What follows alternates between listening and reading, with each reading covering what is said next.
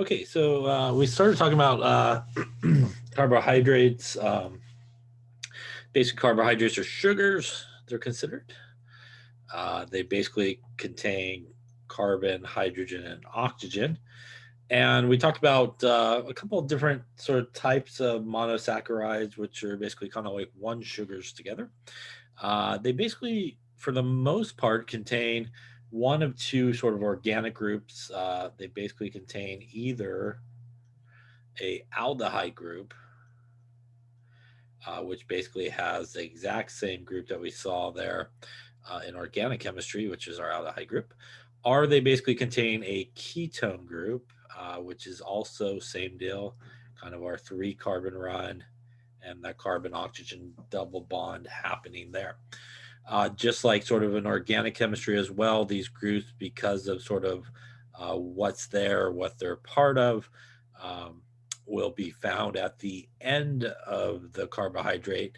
More particularly, the aldehyde group will be found at the end of the carbohydrate. Just like in organic chemistry, the ketone group will never be found sort of at the end. What we're talking about is the carbon oxygen double bond. Again, because it does need that sort of three carbon run. What we call these sort of in carbohydrate terms is if it has that aldehyde group, is what's referred to as an aldose. If it has a ketone group, it is what is referred to as a ketose.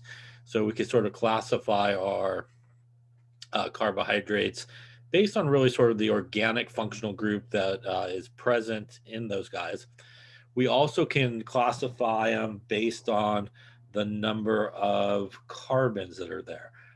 We could have like a tetros, a pentose, a hexose, and so forth. And these basically tell us how many carbons there are in that carbohydrate. Four for tetra, basically five for penta, six for hexa, basically. And so we can classify these sort of carbohydrates as an aldose hexose, which would mean it has the aldehyde group on top and it has six carbons. If we had a ketose, pentose would be the guy with the ketone group, and again would have five carbons. Now, when we sort of draw these organic guys, when we draw these carbohydrates, we oftentimes will always put that sort of most oxidized group up on top. In the case of an aldose, that's the aldehyde group. And a lot of times, what we will see is, it's sort of drawn like this, almost like equivalent to line structure in organic chemistry. And pretty much every place, it sort of intersects, if you will. Those are all carbons. So in this particular one that I drew, we would have a carbon here, obviously one, two, three, four, five, and don't forget the carbon down there at the end there, which would be six in this particular case. So this would be a hexose. It would also be an aldose, again, because it has the aldehyde group on it. Usually they contain some hydrogens, some hydroxide type groups. And remember that, when we find the very last chirocarbon, the side where the OH group is will determine whether it is a D or L. D meaning that that guy is on the right hand side, L meaning that guy is obviously on the left hand side of it. We look for the last chirocarbon, and remember, for something to sort of be a chirocarbon, the basic definition is it does has to have basically four different groups attached. And what does chiral basically mean, as we talked about last time? Basically means that when you put, for example, that molecule up to a mirror, if you take the mirror image that's staring back at you, it will not be superimposable. Again, the example is kind of like your hand. If you put it up there, you get your other hand as the mirror image. And if you take your mirror image out, you could rotate your hand around as much as you like, as we talked about last time. Um, you'll never be able to sort of rotate it in a way where it will perfectly match up. Again, you might get a case where your palm up and palm down, thumbs on the wrong side. You'll never be able to get it to sort of perfectly match, and that's a chiral compound. A compound where we do have mirror images that do superimpose is what is referred to as being achiral. So achiral does not have four different groups sort of attached to that carbon. I won't say 100% of the time, but for the most part, 97% of the time, maybe, that carbon right above that CH2OH group typically is kind of your last chiral carbon. Again, not 100 times, 100%, but in a lot of cases, that's where you can find it. Now, we also talked about sort of at the end there how to put these guys into sort of a cyclic structure. They will sort of wrap around and sort of close up on each other. And basically, what happens in that situation is usually, for example, we could number these carbons. This guy's going to be carbon 1, where the carbon oxygen double bond is 2, 3, 4, 5, and 6. And usually, what happens, definitely in the case here with a hexose, we go from my carbon number 5, which is again usually that last chiral carbon down the road there from the carbon oxygen double bond. And that guy will then go pretty much in attack where the carbon oxygen double bond is located at. And the importance of that is it will create, as we talked about last time, really one of two sort of ring structures, if you will. It will create a 5-ring structure, which kind of looks like cyclohexane, but it does only have 5 carbons. 1, 2, 3, 4, 5. And that is because in this process where the fifth carbon comes in, it sort of incorporates the oxygen into the ring as part of the process. Double bond goes away and some things sort of shift around. The other sort of ring that it will make is kind of like a 4-member ring, which kind of looks like cyclopentane, again with the oxygen inserted in there. 1, 2, 3, and 4 carbons happening here. So the importance of understanding sort of where that guy comes from and where it attacks, it does allow you to basically count up how many carbons will be part of sort of your ring structure. So if we did that, this guy would be 1, this guy would be 2, this would be 3, this would be 4, and that would be 5 carbons, which would tell us if we wanted to draw this guy, this is really the ring structure that we should go with. When we would do that, we really could start with the ring structure and just draw it. A little artsy there. We do see that number 6 carbon, which is typically what happens, usually will end up outside of the ring and usually end up in this position, sort of to the left of the oxygen there above the ring. And that also gives us some reference point in terms of numbering our carbons here. That's going to be carbon 6, that will be carbon 5, carbon 4, carbon 3, carbon 2, and carbon 1, going sort of counterclockwise as we come down. We typically will skip carbon number 5 because that's sort of where the ring sort of forms and the oxygen gets incorporated. We then can place our sort of OH groups on there properly. And the way we sort of figure out sort of how we do that is we take our original structure and we essentially just drop it on its side. And basically, when we drop it on its side, a couple of things will happen. Basically, everybody on the right hand side will go down, basically. So if you just envision it coming down, it's going to drop to the right, it's going to be down. Everybody on the left hand side basically will end up facing upwards. Again, as it comes down, you got sort of those guys going in the upwards direction. So when we do that, if we look at carbon number 4, it is on the right hand side of that OH, which means it would go down as we drop it on its side. I missed the ring there, but imagine that's attached to the ring. If we look at carbon number 3, we also see that it is going down. So we would draw it down. Carbon number 2, apparently drew them all the same, would go down. That last now carbon in terms of, does it go up or does it go down, that OH, it is dependent on what you're asked to draw. So there's two what are referred to sometimes as anomers, and one is what is referred to as the alpha, and the other one is what is referred to as the beta. And basically, the alpha means that the last OH group will go down.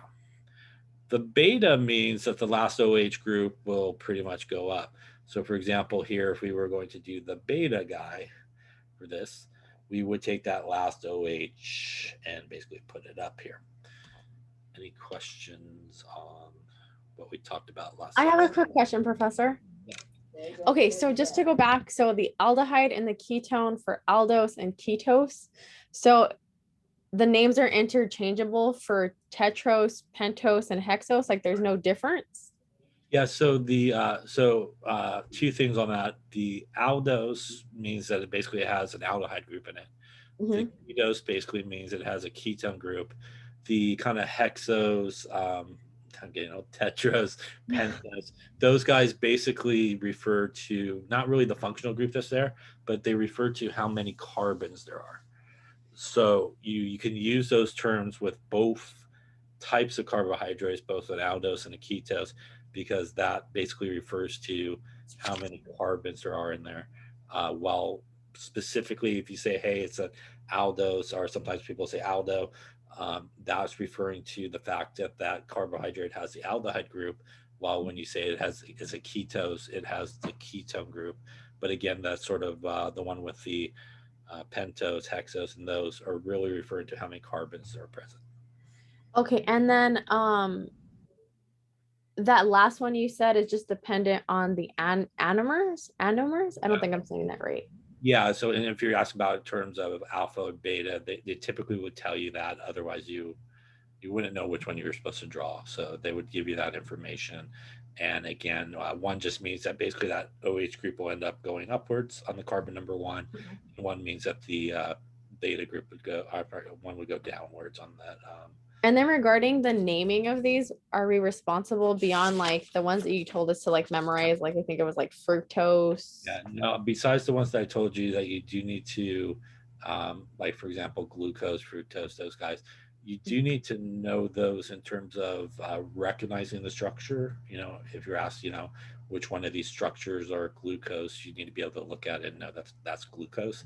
Um, you won't be asked to name them if that's sort of what you're asking. Like you won't Yes. be if you were given like a structure. I guess I put it this way. You won't be asked to necessarily Create the name. name it, but you do need to recognize it in maybe like a multiple choice type fashion that what you're looking at is glucose in that sense. Okay. Okay. Thank you. Or, also D or L, obviously part of it. Yes. Other questions? Okay. Wait, and I'm sorry, the DNL was The DNL is basically the last OH group, the last chirocarbon oh, okay. from the carbon oxygen double bond. So Last the OH. furthest one down the road, which is usually, like I said, the one right above that CH2OH. Not Okay. the time, but usually that one. And it's which side is the OH group on that last chirocarbon from the guy at the top. Got it. Thank you. Okay, so let us kind of continue on here and talk about some of these guys here.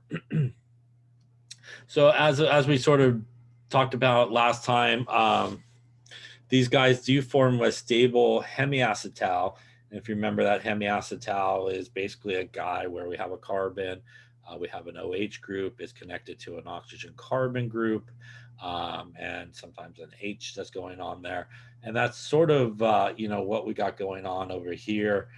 You got a carbon that's connected to an OH, an oxygen carbon group, and a hydrogen coming out of there, and an OH on there. So that's what's sometimes referred to as a cyclic hemiacetal. Uh, when the carbon oxygen double bond group and the OH become part of the same molecule, again, for hexoses, those guys with 6 carbons, it's usually carbon number 5 that will go and attack really that organic functional group, that carbon oxygen double bond of our carbonyl. It will then obviously incorporate that sort of oxygen into the ring, and again really yield us one of those two type of structures like we talked about, either that sort of 4 carbon or 5 carbon type structure. So here in this example, again, just to kind of go through the stuff that we just talked about, we basically always want to number carbon number 1 here, number our carbons. Then, like I talked about before, we basically want to drop it down to its side and we then want to figure out, you know, which ones are up and which ones are down. So when we do that, I can get this thing to go, maybe. There you go. So as you can see, everybody that's pretty much here on the right-hand side, when we drop it, it really goes down, and that's what we're talking about. And obviously everything over here on the left-hand side, when it dumps on its side, basically becomes up. And as we just did there, that really is sort of the basis of, you know, how we sort of fill in the ring as we go around it, um, and where we should place our OH groups and all that kind of stuff, as we put them along the ring. So as we talked about, the first thing you want to do is what we always kind of see, especially again in this hexo situation, we always get that 6 carbon that's going to end up here above the ring, not part of the ring, but attached to the ring. And a good way to remember it is it's always kind of to the left there of that oxygen. That, as I mentioned just a second ago, is going to give us sort of that, you know, idea of numbering. And when we number, we want to come down and then go again counterclockwise around the ring here to number it. And based on what went up and what went down, that is how we're going to place our OHs. So again, if we look back on the previous one, we will see carbon number 4, the guy was going down, he was on the right hand side. Carbon number 3, he was coming up, which means he was on the left hand side. And carbon number 2 was going down, he was on the right hand side. That last one, as we just talked about, is dependent on sort of what you are going to be asked to draw. And these are our 2 options, as we talked about. That is our alpha sort of anomer and our beta. And again, here we're going to basically be determining which one's up or down based on whether or not you have alpha or beta sort of given to you. There really is no difference between these 2 other than sort of the location of that last one. And again, would be sort of provided to you in the sense of, you know, understanding, you know, which one you should draw along the way there. Any questions on that there? And again, we do skip really carbon number 5 in terms of kind of up or down. And that is because, you know, it does get sort of incorporated in here. Although in this picture, it looks like this guy's there, but that's actually down here. By the way, also should be noted that, you know, most of the time in these drawings, we don't a lot of times write what's on this side of it, but a reminder that it really is the hydrogen that's on the other side of that guy. We don't typically kind of put those guys in when we do it. I'm sorry, so you're skipping carbon 1 or we're skipping carbon 5, and we're skipping carbon 5 because we go back. 1, 2. Yeah. So we're skipping carbon 5 because it's really carbon 5 that's going to kind of come over and attack carbon 1. Basically, not always carbon 1, but really where the carbon oxygen double bond is here. So that's really where it goes attacks. It happens to be carbon number 1 in this case. And in that process of sort of attacking and doing it, there's a lot of shifting and stuff that occurs, but everybody on carbon 5 and kind of carbon 1, a lot of that kind of oxygens and stuff get incorporated right here. And that's why when we kind of go to decide, you know, where we should start placing everybody else on this ring with our carbon number 6 over here, we really do skip number 5 because that's all part of where it gets incorporated and sort of comes together as a ring. And that's why we skip carbon number 5 and then 5 roll to carbon number 4. So that's why when we looked at it, number 4, the OH group was down, why they placed the OH group down. Number 3 was up, which is why they placed it there. And number 2 is down, which is why they placed it here. And then obviously the last one was determined by whichever one you're drawing. So because that's sort of where it closes in on each other, we typically do skip number 5 in terms of putting like OH on it or anything like that. Because as it closes, as you can see, this guy, which is not part of the ring, sort of rolls to the top of carbon number 5. And, you know, there's not much left there right at carbon number 5 other than sort of an oxygen, hydrogen that's present. other carbon. Oh, okay. Okay, that kind of makes sense. Okay, sorry, this has just been a really confusing chapter for me. No problem. Okay, so why don't we take a look at one here? Why don't you try, let's take a look at this one here. Let's see this guy here.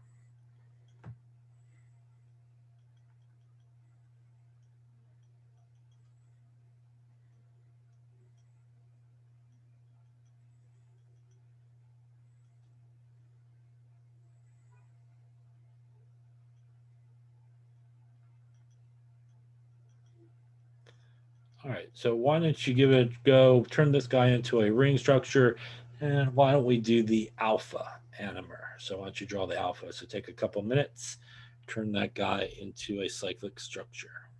And the double bond off of the end, like we talked about, just like we would find in a ketone. But we do want a number to give that carbon oxygen double bond the smaller numbers. So 1, 2, 3, 4, 5, and 6. This also could help us. This is a hexose. We know it's going to be carbon number 5. And carbon number 5 here is going to attack, again, the carbon oxygen double bond here. So again, not always carbon number 1 in the case of a ketose is going to find that carbon oxygen double bond is where really that sort of attack occurs and how the ring sort of forms. That's also good because then that will give us an idea as to how many carbons should actually be in our ring. And if we just kind of highlight them, we see that actually in this particular example, there's actually only 4 carbons that are in the actual ring. That means that we actually would want to start with that 4 carbon sort of ring that kind of looks like cyclopentane in this particular case. That also means that a couple of things are going to be a little bit different. We actually have one group over here that is not part of the ring. We also have the number 6 carbon, which normally, as we've seen, is not really part of the ring either. We'll start with our number 6, just like normal. Again, to the left of that oxygen is really where that carbon will be. And again, that's going to be number 6, which means if we follow that down, that's going to be number 5. Doing our counterclockwise here, 4, 3, and 2. In this particular case, you can see there's only the second carbon makes it to the chain. That's because, again, we have actually another carbon number 1, which is not part of the ring structure. So it's going to be off of the chain like our carbon number 6 here. We're going to take this guy and basically drop him on its side. So again, if you want, you could redraw it and it would look something like this. This being carbon number 1. And then obviously I have like this, which would be carbon number 2, and then carbon number 3, carbon number 4, carbon number 5, and carbon number 6. Again, 3, 4, 5, and 6. So when we drop it down, everybody on the right-hand side ends up downward. So that is there, that is there, that is there. Everybody on the left-hand side ends up on top, which means over here on carbon number 5. Is that my way? Thank you. We got that. So just like before, we're going to skip 5 because that's sort of where everybody comes together. We're then going to go to carbon number 4 here, where we see the OH group is up on top. Let me draw a straighter line than I did there. We'll go to carbon number 3, and we see the OH group there is also up on top. And now we got carbon number 2 in this case. And that's again where the incorporation of the ring is going to come. So again, we're not going to really concern ourselves with these two. We have this last group here that is off of the ring. We know we want to do the alpha, and the alpha means down that last OH. And where does this group end up? This group ends up off of the ring in the upwards position because we were drawing our alpha, which were coming down. So this one is what it will look like. Any questions on that there? Where did you get that OH for the second carbon? Yeah, so it's basically the last OH that gets put on pretty much, on the last part of the carbohydrate chain. So regardless of sort of which sort of one you draw, there's always going to be like an OH group that's going to be coming off of this guy. And, and that's where the alpha or beta sort of comes from. In this particular case, we actually had one more carbon group that was also off of the ring. So it ends up always being sort of on the other end, wherever it may be. But there's always going to end up on these sort of cyclic carbohydrates, an OH group coming off of sort of the end one here. And So again, yeah, even if it doesn't show it in that like kind of like a line structure on exactly. And the top. that's why you're kind of told on this one, alpha or beta, because that kind of tells you where to put that last one. But there always will be one, even though in the case of sort of the 5 carbon one, that's carbon number 1. In the case of the sort of 4 carbon one, that's carbon number 2. And it's the same thing if you think about, it's basically where that functional group is, basically, right? And if we had an aldose, Yeah. that would be carbon number 1, where we still put an OH group on there at the end. And that's because as it's doing sort of the closing part of the ring here between number 5 and number 2 or 1, whichever part it is, again, one of the oxygens sort of get incorporated into the ring. The other one kind of becomes like an OH group that also gets incorporated, kind of hanging off of that last carbon that's at the end. Oh So my gosh. Okay, I was so confused about that. Okay, thank you. yeah, so as it closes, that's sort of what happens. Again, we don't go really into the big mechanism of how everything moves around, but Yeah. there's a lot going on other than these two guys kind of go at each other. There's a lot of kind of things incorporating some things, kind of sliding over and making like an OH group and stuff like that. And that's basically where that one comes from. Okay, thank you so much. Welcome. Other questions? Okay, so now we draw a couple sort of into cyclic structures. It's also, we could kind of work our way backwards as well. So if we had sort of the cyclic structure given to us, I'm going to just make one up here. Very artsy drawing of it there. We'll just do this guy. We'll go down on that guy. Why not? We'll go up on that guy. We'll go up on that guy, and why not? We'll go down on that guy. And let's say we wanted to turn this guy like back into like kind of the straight chain form, the non-cyclic form. And let's say we wanted to draw the L version of it, right? So how could we kind of break it back into sort of the straight structure? We would want to start with sort of the basics of the numbering, which also, again, just allows us to kind of figure out where things are going. Again, that would be 6, 5, 4, 3, 2, 1. And a couple of things that we kind of can figure out is just looking at the structure, right? We know that the sort of functional group on this carbohydrate will be either the ketone group or really the aldehyde group. And one thing that tells us that it's going to be the aldehyde group is what we just saw. If you remember when we drew this little ketone group, because we actually ended up there at carbon number 2, that left us with not just one carbon group that wasn't part of the chain, it left us with 2 of them, right? And in this particular case, we don't have that. And we also have this sort of 5-member ring. And that's how we know that this is going to be basically an aldehyde group on top. By doing our numbering, we also know that there's going to be 6 carbons in this case. And that means we could actually just start with that. We'll draw our aldehyde group on top. That obviously would be carbon number 1. And we basically could come on down and go 2, 3, 4, 5. We know carbon number 6 is this guy, so we could actually add him in right off the bat. Any questions on how I got to sort of that part of it? Now we got the up and down sort of situation that's occurring. So what do we want to do? Well, what we want to do actually in this case is we want to number these carbons again, so we have a reference point as to where we're going.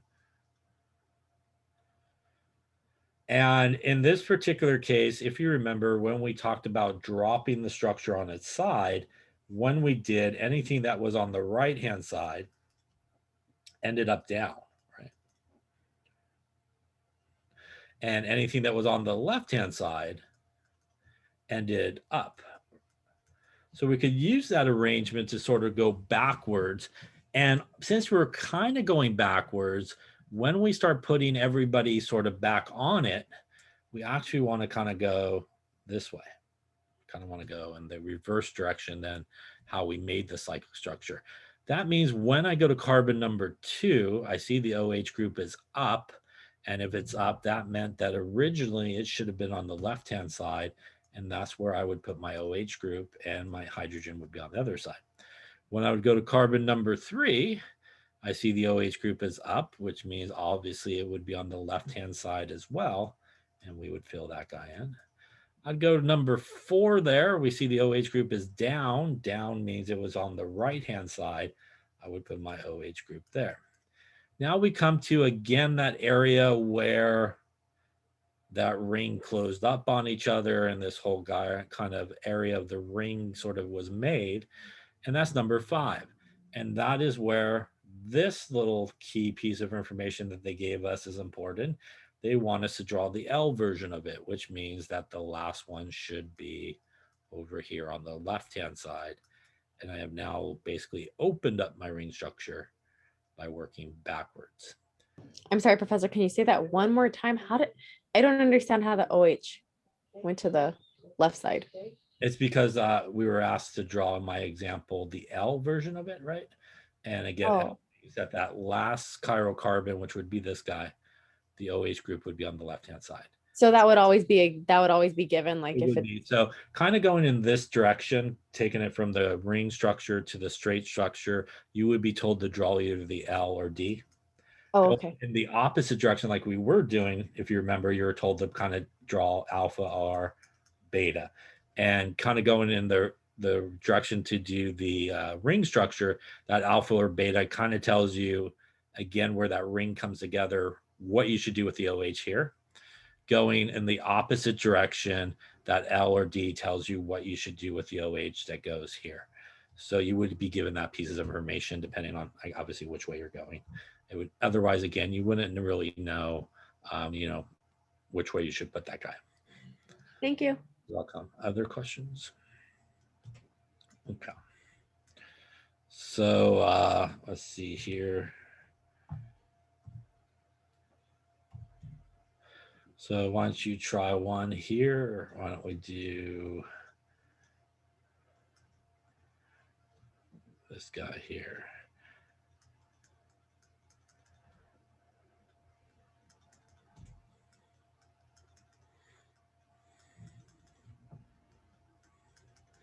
And why don't you draw the D form of it when you undo it? So take a couple minutes, see what you come up with. This guy would be 5, 4, 3, 2, and 1. And again, we know that guy up on top is going to be carbon number 6 because this is basically a 5-carbon ring. And obviously that's number 6. So we know we got to draw 6 carbons. We also know that when we look over here at the last carbon on the ring, there's no sort of carbon group hanging off of it. That basically gives you a pretty safe bet that your top guy, again, is going to be that aldehyde group, because that's going to incorporate the maximum number of carbons, because that's carbon number 1, basically. So without seeing any type of carbon group kind of hanging off of that last end piece, we're pretty safe to assume that that's what we're dealing with here. We're just going to kind of insert our 6 carbons, 4, 5, and again, number 6, which is off the ring over here, and numbering them here 2, 3, 4, and 5. So remember, in this case, we actually are going to start kind of clockwise and go around. We're going to, again, really skip the 1 and 5 situation here, because that's basically how the ring was formed. There's a lot of things going on. We don't have to worry about it. So we're going to go to number 2. And again, we see number 2 here is down, which means it was to the right originally, right? When you drop it down. We see the number 3 is up. which means it would be to the left. We also see number 4 here is up, which would be to the left. And again, that number 5, which is where that ring really comes into play and comes together, that is why they tell us here D, which tells us we should lay up the last OH there on the right-hand side. Any questions on drawing these structures into rings or going from rings back to sort of the straight chain or the open chain? So the numbering is sort of following the numbering, really important. So you could kind of, see where everybody went. So again, here is sort of what's happening. Can you go back to that real fast? The one, the slide before this? This one? Yeah. Thank you. I just wanted to finish writing it. Okay. Good. All right. Thanks. Yep. So here's just a summary of how everything is sort of being made, and it may also sort of answer some of your questions earlier about where the OH comes in, how the ring comes. So when we get this sort of carbon 5 that comes in and attacks basically this carbon 1, if you will, that OH group, which is this guy right here, as you can see, kind of comes in and basically attacks it. And what ends up happening is this H kind of slides over to the oxygen there, and this double bond becomes a single bond, as you can see over here. And that's where that OH group comes from, basically on the very last carbon that we always kind of put in there. That's either in the alpha or beta. And again, that OH or that O from that OH is what gets incorporated into the ring. So we kind of get was, kind of that guy sliding over and forming the OH group that ends up being either the alpha or the beta sort of anomer that's happening there.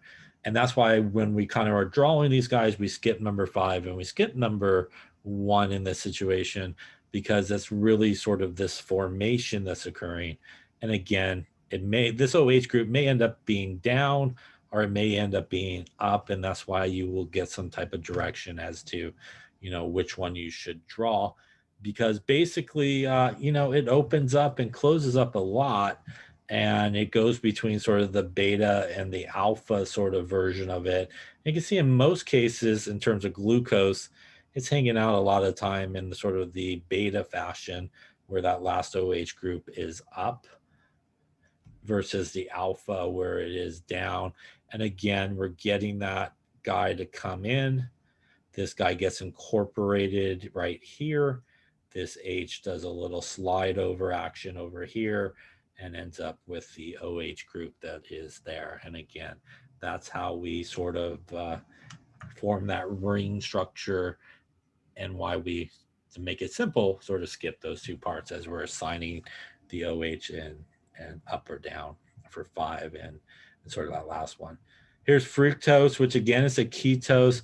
And again, it's important to remember that what we're going to get is sort of a similar situation, but it's not always going to go to carbon number 1, because in this case, it is a ketone group, and that is where it's going to kind of find its guy. And basically the same thing is going to happen. This O is going to get incorporated. This H is going to do a little slide action over here. Does just that, slides right on over. It's going to form that OH group that's going to end up over here as either alpha or beta in terms of fructose. Again, if we were going backwards from this fructose and we were analyzing sort of this structure here, we would, now that I scribbled all over, I'm going to erase some of that so we could kind of look at it again. What we would first off look at is we would number our carbons. And if we numbered our carbons here, this guy again would be 6, this would be 5, this would be 4, this would be 3, this would be 2, and again here 1. We know we're going to have that ketone structure because here we see 2 carbon groups off of the chain.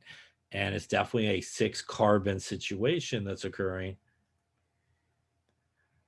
1, 2, 3, 4, 5, 6. And this guy going to be here. The other guy is going to be here, which implies that our functional group is going to be that ketone. Working backwards like before, this would be 1, 2, 3, 4, 5, and 6. coming now, skipping number 2, because in this case, it is these guys, I guess, I'm sorry, carbon 5 and 2 that are coming together to make that ring. So we would go to carbon number 3, see the OH group is up, which means it would be to the left. We would go carbon number 4 and we see the OH group is down, which would go to the right. And then obviously they would tell you, since this is D fructose, we would want to draw that D means the last OH group would go there. So that is a difference, as you can see, of what you see in this sort of ketone situation. You'll end up with those 2 carbon groups off of the ring, especially a carbon group hanging off of there at the end part of the right-hand side of the ring is definitely usually a pretty safe indication that you're dealing with that ketose group or the ketone group that's part of the carbohydrate. Any questions on that one there? All right, so why don't you take a second here and do one last one. Draw this guy into alpha galactose. See what you come up with. 4, 5, and 6, and here in a hexose, always that last chirocarbon, which is number 5. If it's not a hexose, go for the last chirocarbon is what's going to close in. And we're going to go this way. That is going to allow us, so we just kind of circle 1, 2, 3, 4, and 5 carbon ring. So again, that is definitely what we should just start with here. Like we've seen before, number 6, not part of the ring, ends up to the left of the oxygen. Going to provide us our numbering here. So as we've been talking about, we're going to skip number 5 there and go to number 4 here. And carbon number 4, when we drop it on its side, the OH group is on the left, which means it will go up. Carbon number 3, the OH group is on the left, which means it will go up. Carbon number 2, OH group is on the right, which means it will go down. And the key here is, as you can see, you were asked to draw the alpha. That means that the last guy, pretty much where this hydrogen slips over to make that OH group, will end up going down. Any questions on that one? Okay. That's good. They agree with us. And obviously, if you were asked to draw the beta version of this, it pretty much would be identical to this, other than the very last guy, the OH group would go upwards if you were asked to draw the beta. All right, then let's talk about some properties of monosaccharides. Monosaccharides are, are what are sometimes referred to as reducing sugars. Reducing sugars basically means that they can go through the oxidation reaction. We can undergo that with Benedict's test, Tollens test, just like we talked about with, if you remember, in organic chemistry, when we oxidize an aldehyde, we end up with a carboxylic acid, basically. Same exact thing happens here with our sugars. Pretty much they all have that aldehyde group, and even some of those guys that have the ketone group, again, through some shifting and some stuff that can occur, can actually still go through basically this oxidation. And that is basically going to be a reducing sugar. So that's what I mean here. Fructose has the ketone group. And again, outside of what we talk about here, it's able to do some shifting and stuff like that to sort of allow it to go through the oxidation. And again, some things happen along the way. So almost all sugars, for the most part, are what are referred to as these reducing sugars. There is one that's not, and we'll see it here in a bit. There, like sucrose is not, and that's sort of a disaccharide sugar. But the reaction that's happening here is the same thing with our Benedict's reagent. If you remember, it goes from that bluish color to that yucky, orangey, reddish color. And again, the only thing that's happening here is the exact same that's happened in organic chemistry. We're basically adding oxygen, right? Which is a definition of oxidation. It's known as a reducing sugar because it will reduce the copper from copper 2 to copper 1 and cause that reduction. And that's why it's known as a reducing sugar. But it's actually the sugar itself that is going through oxidation in this case. And again, it's something that's referred to sometimes as a reducing agent. It causes the oxidation of somebody else. So this is sort of the exact same sort of reaction that we saw in organic chemistry. And honestly, you know, kind of like before, this comes from like an alcohol, right? If you remember there, primary alcohol. And then as we continue on, we go through our aldehyde basically and our carboxylic acid. So exactly the same deal as what we saw in organic chemistry, except there's a lot more stuff hanging off the end of it, but nothing there on the end changes. And we end up with this gluconic acid, which is basically a carboxylic acid. And you don't obviously have to name that one or anything like that. Glucose, you do need to be able to recognize, as we talked about before. And that's basically what happens when we do the reduction of monosaccharides. It involves that carbonyl group. It produces sugars, which are known as aldoses, such as D-glucose gives us this kind of guy as well. But you don't have to worry about it, sort of what's in gum and stuff like that. So if we look at one here, this is mannose, and really what's going to happen, and you won't be asked to draw this or anything like that, but again, the oxidation, and this guy would be a reducing sugar because it really has that aldehyde group, and that aldehyde group is essentially just going to turn into a carboxylic acid group. Everybody else here is going to remain exactly the same. Nothing else is going to change except for that spot right there. And that gives us basically our carboxylic acid that occurs when it goes through an oxidation. And that's what we see here. Goes through the oxidation, produces our carboxylic acid, just like in organic chemistry, our aldehyde. And just like in organic chemistry, as we just talked about, it goes this way, it produces an alcohol. And that's basically what this is. It's basically an alcohol. So that's like a primary alcohol, right? OH group kind of on that guy right there, connected to one other carbon. So, you know, this kind of oxidation going this way, okay, it's a primary alcohol to an aldehyde to a carboxylic acid. So because they really do, these carbohydrates contain pretty much the same functional groups that we see in organic chemistry, they're able to go through these things. And pretty much everybody but I believe sucrose there is able to be a reducing sugar because of that. And again, even some ketones, which we don't think about, you know, in organic chemistry, we know a ketone, you know, really will not go through that oxidation and sort of true organic molecule. But because this is carbohydrates, like I said, there's a lot of kind of shifting and stuff that can occur. There's a lot of H's and OH's involved in this. And that allows at some point some of these guys to do some moves where, you know, they almost can turn this into like a hydrogen situation.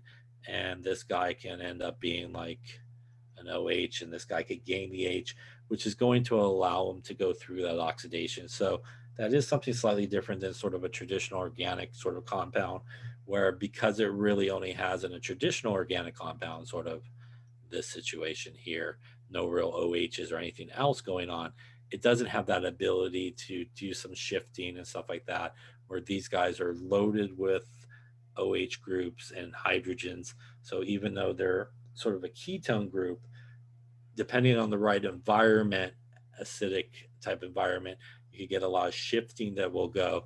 And unlike in a traditional organic guy where this guy does not have that hydrogen available to him, this guy can do in sort of a carbohydrate situation, make it sort of available for the oxidation to occur. So that's why we kind of see a ketone being able to do that more in this situation than it would not do it in a normal straight organic group. And it's just a process of sort of the environment and other things that are present.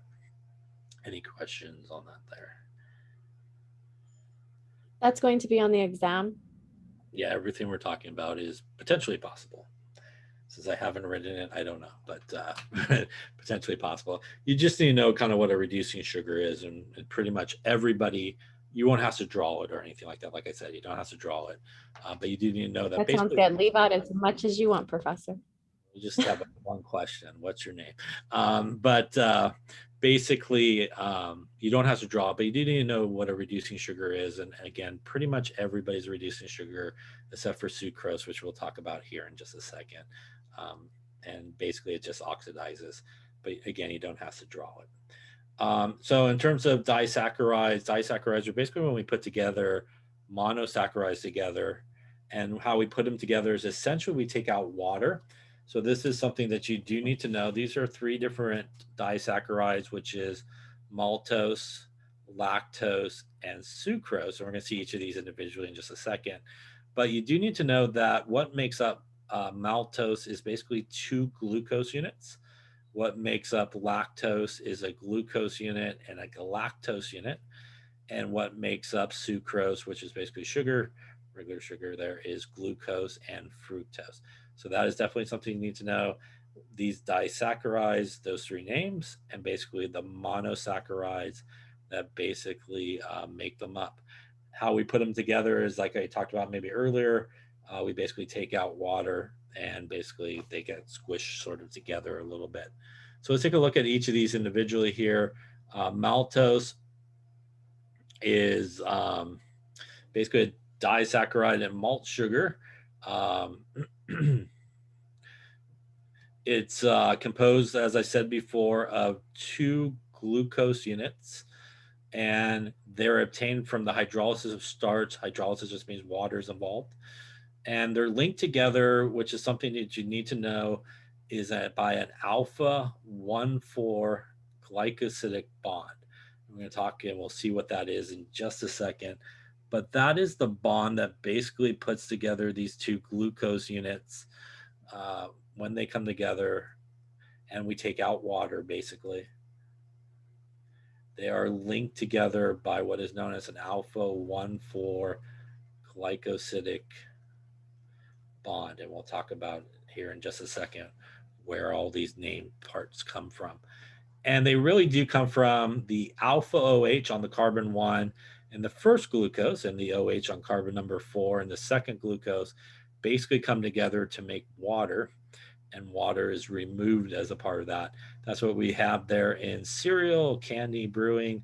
It's found in both the alpha and beta form, which means when they come together, that last guy over here can have the OH down, or he can have the OH kind of group up there in that sort of formation. So let's take a look at that to again see how it comes together. What we have here is 2 glucose units. These are both alpha, right? So this guy is heading downward. This guy is heading downward. And when they come together, we're basically going to take out water. So basically, if you just do that, that's going to come out, and that is where the water comes from. And what ends up happening is because both of these are kind of heading downward, it makes this bond that looks like this. And it is a bond at carbon number 1 on the first glucose, which is where the alpha 1 comes from the name. And it is a bond between carbon number 4's OH group on the second guy, which is where the 4 comes from.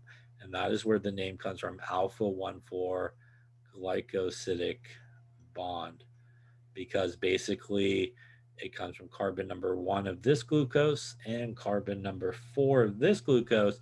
And the sort of way you should look at it is when we connect those 2 with the oxygen, this oxygen kind of looks like it's going down, which is very much like a alpha. And that's where sort of the alpha comes from, because they're both heading down. When they connect, they also connect in this sort of downward version here. And that's where the alpha 1,6 comes from. So to put maltose together, we take out water. We basically connect these 2 through this bond. And obviously, if we wanted to break this apart, we would send the water back in and it would break it apart. back to our original sort of glucose molecules. So for maltose, you need to know that maltose is made up of 2 glucose molecules and that they're held together by this alpha 1,4 glycosidic bond, resulting really from the removal of water. Any questions on that one there? The other disaccharide that we talked about as well is what is known as lactose. And lactose is made up of 2 monosaccharides, is made up of a beta D-galactose and a glucose, so basically a galactose and a glucose molecule, also held together by the removal of water. It's actually held together by a different type of bond. When we look at the galactose bond, that OH group is going up at carbon number 1, and that is the beta position. The OH group over here is basically going down on carbon number 4. So when they come together, again, we're going to remove water in this case. And what we end up with is a bond that kind of looks like it is going upwards, right? It kind of looks like it's going up. And up means beta is a good way to remember that. It's really beta because this guy's beta, but it kind of looks like it's going up versus the one we just saw, which is alpha, where it kind of looks like it's going down. So that's a good visual way you could kind of tell the difference between them. And it's beta, and again, it's because it's involving carbon number 1 from the first one and carbon number 4 from the second one, gives us that beta 1,4 glycosidic bond. And again, we're removing water here where they come together. Out goes water, basically. And that oxygen that's left is what is bonding those 2 monosaccharides together to make lactose.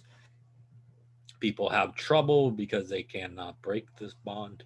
Some people with lactose, so that causes some issues.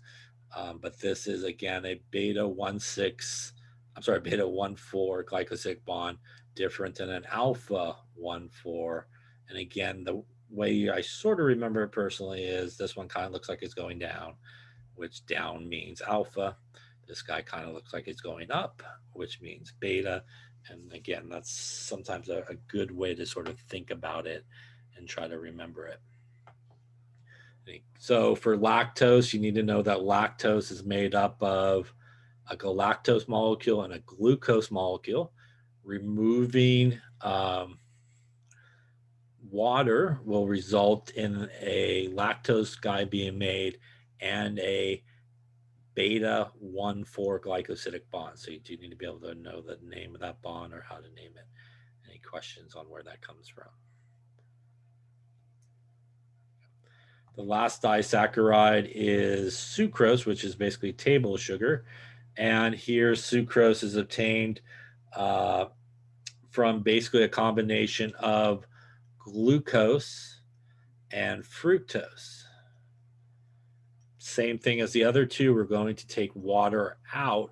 It actually gives us a sort of unusually named bond, but not really, because we look at the 2 things that we're talking about here. It is an alpha beta 1,2 glycosidic bond. And why that is, when I get the writing out of the way, maybe it won't. So if we look over here, in this particular case, we have the glucose molecule at carbon number 1, and it is going down, if you sort of see it. And that is where the alpha part of the name comes from. So originally off of that guy and the glucose molecule, we had the alpha OH group. On our fructose guy on the bottom, we had the OH group going up, which is the beta. And this is carbon 1. Actually, that's carbon 1, and this is carbon 2 here. So that is where the alpha and the beta name come from. Alpha because glucose OH group is going down, which is where the alpha comes from. Beta because the OH group here in the fructose is going up, 1 because it's carbon number 1 on the glucose, 2 because it is carbon number 2 on the fructose. And again, we're going to remove H2O out of here, and we're going to get a bond that looks different than all the others. We're going to get a badly drawn bond that looks like this between them, kind of going straight up, right? So if you remember, this guy was our beta bond, right? And this guy connection there was alpha. And we only had one alpha or one beta in the name because it only involved one of the end carbons. In this case, it involves both of the end carbons where those OH groups are at, where alpha or beta would be signified. And that's why we have the alpha beta. And this guy again looks different, going kind of straight up. Any questions on that?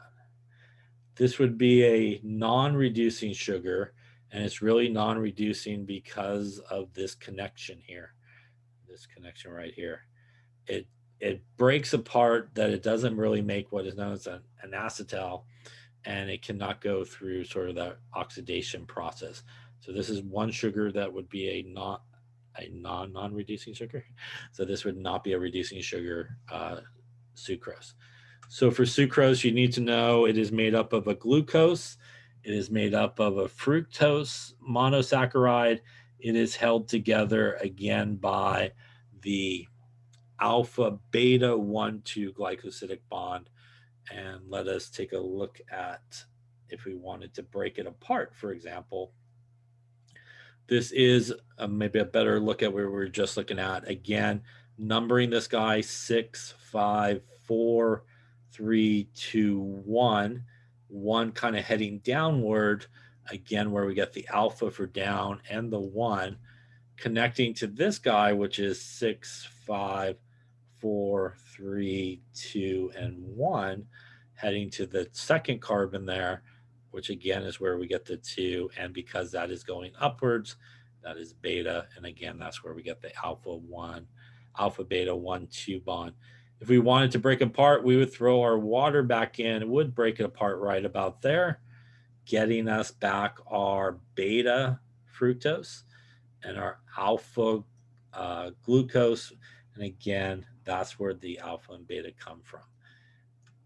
Any questions on that? You will not have to draw these, but you will have to, if you are given a picture, be able to identify it as like a alpha 1,4 connection, beta 1,4, alpha beta 1,2 connection. So you will not have to draw them, but you will have to, like I said before, sort of be able to look at the connection between the two carbohydrates and understand what type of glycosidic bond it is. Any questions on that?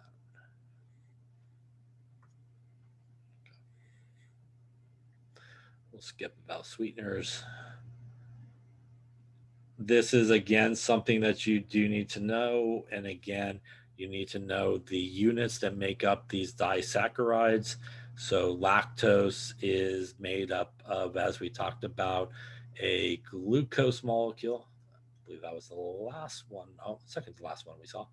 And a galactose molecule. So made up of one of those each. Again, held together by that beta 1,4 bond. Maltose, which was the first one we looked at, 2 of these guys, basically, 2 glucose units held together by the alpha 1,4 bond, and sucrose, which was our last one, which is a glucose molecule and a fructose molecule held together by that alpha beta 1,2 bond, which again kind of looks like this. Maltose, which is the alpha 1,4 bond, looks like this.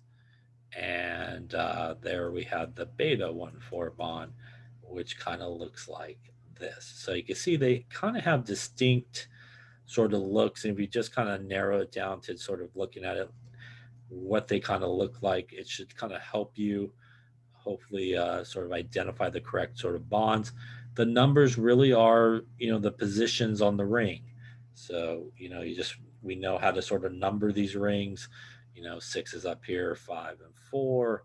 And obviously if it's connecting this way, This is carbon number 1. So if you see some type of bonding happening, one of these guys between these two, that's again where you get the numbering, as opposed to our last one where we sort of had this type of situation where the bonding is occurring at the end over here.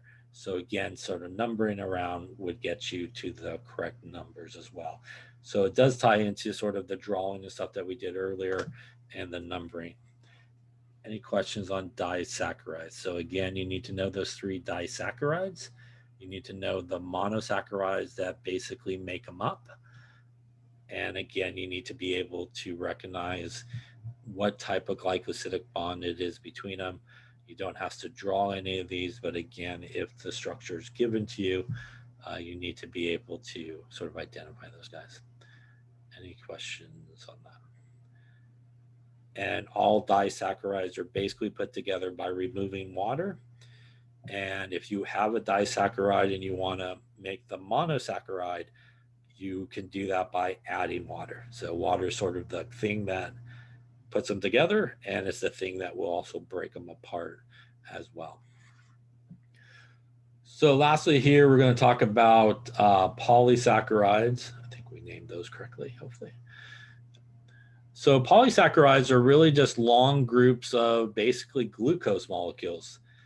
They're long groups of glucose molecules that are basically put together through basically removing water. So we just kind of stick a bunch of glucose guys together. We basically remove water through each of them, and then that gives us our connections, our glycosidic bond connections like we were just talking about, alpha 1,4 and so forth. And these are things that include things like amylose, amylopectin, starches that are made in from glucose, include things like glycogen. Glycogen is typically our storage sort of sugars and carbs that we use through gluconeogenesis to kind of break back down and use for energy. Also things like cellulose, plants and wood are also made of these sort of polysaccharides, these sort of long units. So let's take a look at a couple of these and some of the differences here between them. And it looks like a potato there, so that's good. We have amylose and amylopectin. And this is basically amylose over here. And it's basically an unbranched chain of glucose molecules all put together by removing water. So just a bunch of glucose molecules that have been put together by removing water. And if we just look at the formation of what this connected bond looks like, again, we see that sort of downward connection that we were talking about earlier at carbon number 1 of the first glucose molecule, carbon number 4 of the second, and these guys are held together by that alpha 1,4 glycosidic bond. So you could really see sort of the shape of it, as I was talking about, kind of going down, giving you that alpha sort of formation. Also part of the potato there is amylopectin, which is about 80% of it. And it also is a chain of glucose molecules, but it is a branch chain. So if you remember in organic chemistry, there's 2 types. There's a straight chain, like amylose there, unbranched, just kind of runs in a line. And then there's a branch chain, which has a main sort of branch or roots or system there. And every so often it branches off into sort of a new direction. And that's what happens with amylopectin, which is 80%. So it actually has the 2 bonds. It has the same downward, upward type thing or downward bond here between 1 and 4. So amylopectin has that 1,4 alpha 1,4 glycosidic bond. But every so often we get this branching that's occurring here. And the branching that's occurring here is carbon number 1 in that guy. And it's going down, which is the alpha 1. But it's actually, in this case, connecting to carbon number 6 here. And that's where we get the alpha 1,6 glycosidic bond that's happening here. So amylose, alpha 1,4 glycosidic bond, unbranched, just kind of straight. Amylopectin, branched, that have the straight part that has the alpha 1,4 bond, and every so often our alpha 1,6 glycosidic bond happening here. So let's take a look at those a little bit closer here so you can see those.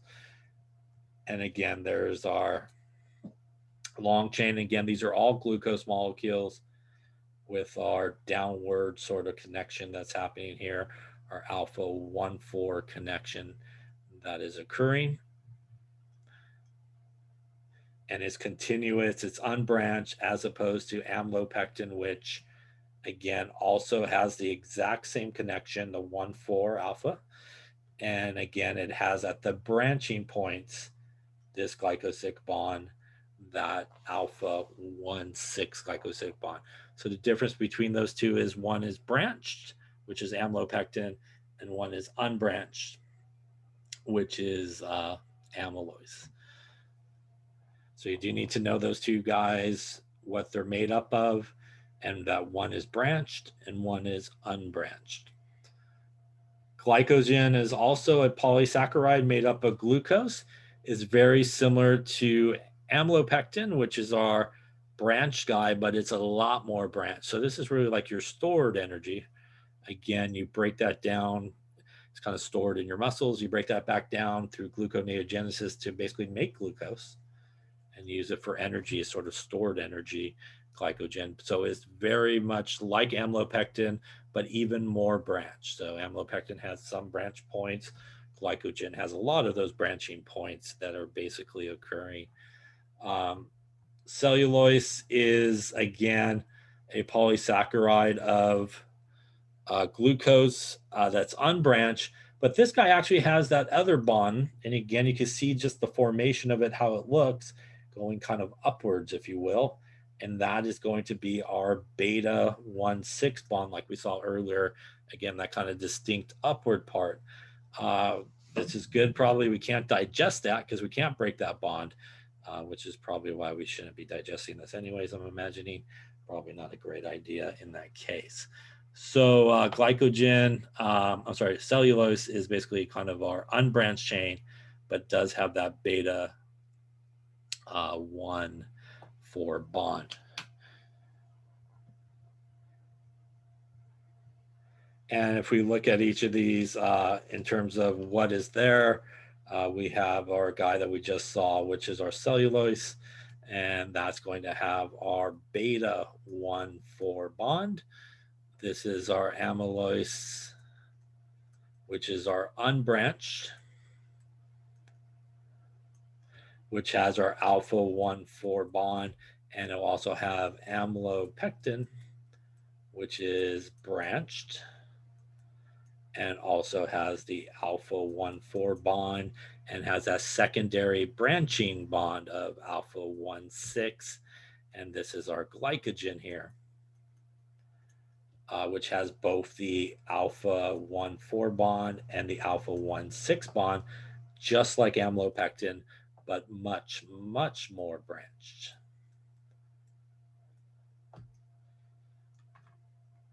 And there's those answers right there, I believe. Any questions on that? So that is chapter 13 there. That is carbohydrates. So a reminder of what you need to know. You obviously need to know the aldose, the ketose, right? What that means in terms of carbohydrates. You need to know hexose, pentose, how many carbons. You do need to know how to, as we did, draw these guys into sort of the cyclic structure and kind of take it from the cyclic structure back. So in terms of drawing, that would be your whole drawing sort of thing, perhaps. In terms of the rest of it there, you need to know that they are reducing sugars, most carbohydrates, except for sucrose, they can't do it. That basically just means they can be oxidized basically to a carboxylic acid. You need to know the 3 disaccharides that we just talked about. What are the monosaccharide units that make them up, like what makes up lactose, what makes up maltose. Again, you don't have to draw them.